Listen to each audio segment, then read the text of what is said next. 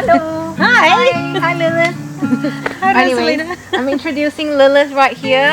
Hi. Right, and I am really excited to bring her on board in this community, and we're gonna do some really cool, creative, and collaborative stuff for you. It's gonna be fun. Yeah. So first off, we want to introduce who Lilith is. Right, tell us who you are. Kia ora, I'm Lilith. So I am a art and movement therapist. So what that means is that I look at ways to work with my clients, whether it's one-on-one or in a group, and using art or movement as a tool for self-discovery and healing. Awesome. So thank you for doing that. I think it's such needed in the world. Yeah.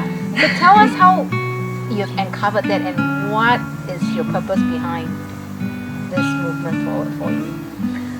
I guess it kind of came back to my own realisation that for me, movement was my way of stepping into my own self-discovery, my own way of coming back into my body and accepting kind of me and taking control of me, my life, my movement.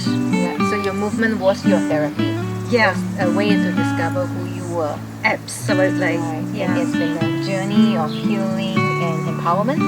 Yes, through using art and dance, or movement. Yeah. So what would you like to say to our viewers here in this community? Firstly, please don't get put off by the idea of art and movement. They can be big, scary things for some people, and people often say, "Oh, I can't dance, I can't move," but we all can move. I mean, we breathe, right? That's movement. Our blood flows through our veins. That's movement. Yes. And it doesn't have to be something that we're going to stand on stage and do. In fact, often not. It's more of an internal thing, right? Absolutely. Yeah. So how I see dance and movement for me, my journey to becoming a dancer was that the earliest memory was at an age of 4. My mother put me on stage, or like she said, "Okay, Rose, you're gonna be part of this talent quest." Maybe she started to sew an outfit of like a hula dancer. I had no hula training, no dance training whatsoever at this stage. And the music kicked in, we practiced maybe a couple of times, and it just came. It just flowed for me. So that was my first memory of dance and movement. And I remember very vividly, it was during that time, I was on stage, heaps of people looking at me, and I was thinking to myself, what am I doing here? Yeah. All right, and what are they here for? And okay, there's a lot of other people competing or showcasing their talent. I was nervous, of course. I went into myself. I remember going into myself, listening to the music, and just kind of moving with the music that I sort of came out and practiced for myself. Maybe I might watch a few videos, but not a whole lot, no formal training, but it just came. It was like a past memory, Right. that came up for me.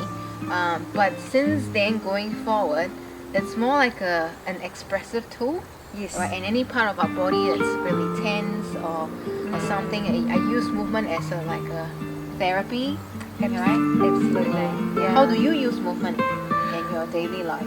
It's very similar to what you were just saying in terms of I notice if I've got pain or tension in areas of my body, and then I just kind of let myself move, and it's often not glamorous or graceful, although it can be, and it might just simply be that I want to stretch, and then I kind of think, oh, what is my body saying? Because it's more than just the pain. It's about maybe, hey, I'm wanting a bit of space. So then I can take that in and think about that more. Is there a part of my life where I'm feeling overwhelmed or unable to assert some boundaries, or is my sense of self maybe dented or eroded in a certain area? And you use movement to kind of move through it. Yeah. So then I can actually move further. I like using movement just very freely, and then thinking, what is this movement telling me? Because it tells me things that my brain doesn't know. So it's a reflective tool. Absolutely.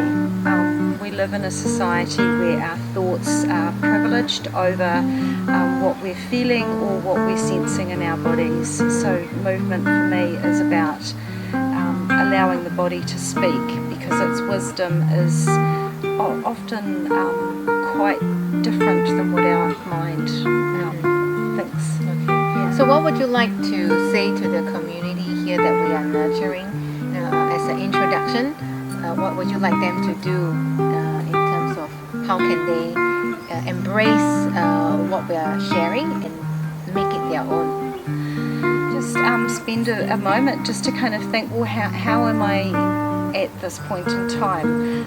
And just notice what's happening. You're like, how are my feet? How am I standing? Am I tilting myself one way or another? Am I balanced or not? Or do I really need another cushion behind my back? Am I cold? Those kinds of just noticing what's actually our body is saying to us is the first step. Be curious, play with it, have fun. Awesome, thank you, Lilith. Tune in to our next video interview. We're going to discover about what does self-acceptance, radical self-acceptance mean, to us, to herself, myself, and then what are some of the things that we can do. Alright, so thank you for that, and thanks, Lilith, for introducing yourself and myself to this space. Yeah, Alright. enjoy. Thanks.